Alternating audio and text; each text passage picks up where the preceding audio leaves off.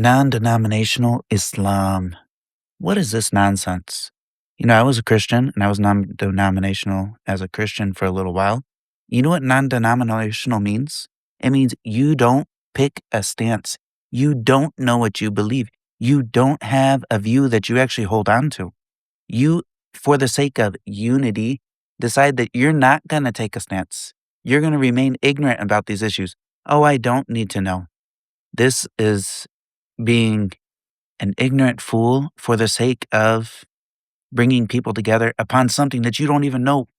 There's no way that you're going to bring together the Shia and the Sunnis, and inside the Sunnis, the Salafis, Maturidis, the Ash'aris. You're not going to bring them together by saying, let's, those big issues of kufr that we all think each other believe. Let's just put a blind eye to it and keep on going in our way. You're Muslim, I'm a Muslim. Let's keep having to be a big happy family. Doesn't work. You take a stance, you hold it, you prove it, and you walk upon that stance according to the evidence. Allah made us in a way to where we will have to take a stance and we will be tested and we will have different views out there, that Allah gave us an aql to go look at the evidences that are out there. And then for us to make a choice, this is a part of the test. Of course, if somebody is sincere and they come to Allah with a sincere heart, they do their ijtihad, they make a mistake. The Prophet ﷺ, he said that Inna Allah tajawaza an ummati al-khata'a, and that Allah has forgiven for this ummah al-khata'. And that khata', this is alif, lam, this is the al-khata', this is for umum. This means that this is all the mistakes. If someone is sincere, and a khata' is an unintentional mistake, someone's seeking the truth. They go for this truth and they make a mistake in this. They were seeking the truth and they didn't go against the Qur'an and sunnah in a way that it came to them in a way that was clear, to where someone who's going against it would then be rejecting it. Then in this case, the person is a Muslim, and that khata' is something that is going to be forgiven for him. Of course, if it's made clear to him and then he still persists after that, that's a different issue. No longer is this a khata' that turns into khati'ah, which is intentional. But this is important that we understand, we can't just wipe across the map and say, you know what, let's just be non-denominational, just be Muslim, man. Dude, what do you mean by just be Muslim? Okay, if I'm going to say just be Muslim, then do I love Abu Bakr and Omar and Uthman and Ali radiallahu anhum, or do I not?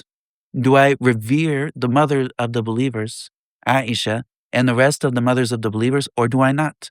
Do I say that they're kuffar, or do I say that they are role models? Or I gotta take a stance. You don't stand in the middle of this, except that you now have created a third opinion, and everybody on each side now, when you're standing in the center, is gonna say, you're an idiot. So there's no sense and there's no reason for anyone to try non-denominational Islam. Because, okay, maybe you don't want to say the name, but at the same time, you need to hold a view. Say you want to say, okay, I'm just Muslim. All right, no problem, man. You want to be Muslim? Great. That's what Allah, وَسَمَّاكُمُ الْمُسْلِمِينَ. All right, Allah called you Muslimin. You want to hold this term? You don't want to hold any other term? No problem. You don't want to say that you're also American? No problem. You don't want to say that you're also from whatever place that you are? No problem. I don't care. But at the end of the day, you better love the Sahabah. You better hold to their beliefs. You better hold to the Qur'an and the sunnah. If you don't have these things, nobody's happy, man. Nobody's happy. Allah's not happy with you because you're not following in the way that Allah is happy with these people. As Allah says, السابقون الأولون من المهاجرين والأنصار والذين اتبعوهم بإحسان رضي الله عنهم ورضوا عنه. So if you want to be from those first forerunners, from the Muhājirīn, Anṣār, and the ones that followed them, the ones who followed them, then Allah says about them, radiyallahu anhum. Allah is happy with not just the forerunners, the ones who follow them. If you want Allah to be happy with you, which is the only thing that anyone should ever really care about, just for Allah to be happy with you, then you better be following the salaf al-ummah. You better have love for the Sahabah. You better have love for the ones that Allah is pleased with. If you don't have this, then khalas, you're non-denominational nonsense. I just want to bring peace and kumbaya to everybody. This isn't going to work.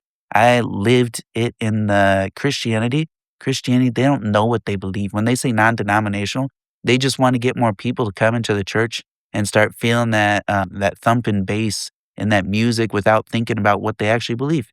They don't have beliefs. If you try to ask them, "Oh, what do you believe about predestination and blah blah blah?"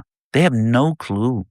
And this call to non-denominational nonsense, this ultimately all it does is it just makes people more stupid and it makes them more fearful to learn their actual deen.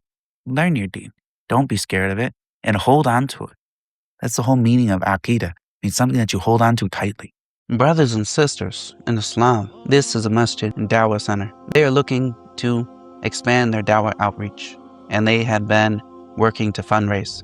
And what we have is we have a lot of people giving comments like this. And comments like this. This is what people in the West, they are scared of Islam spreading to the masses.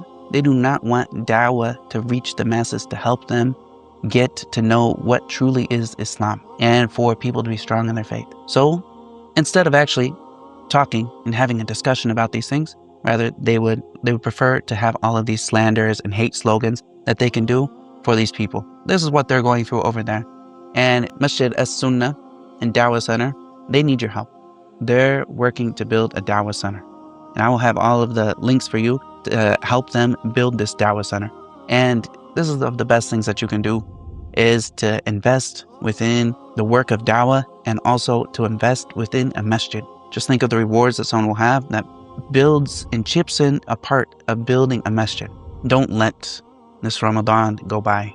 Don't let these next months go by without you putting a deposit into the savings of an eternal savings bank that you will have eternal return. Think about that. Eternal return. Allah says, "Ma indakum yanfad." That which is with you goes away. "Wa ma indallahi baq." And that which is with Allah remains, and it's eternal. So put a deposit in your eternal return savings account and help out the brothers at Masjid as-Sunnah and Dawah Center. May Allah accept from you and me.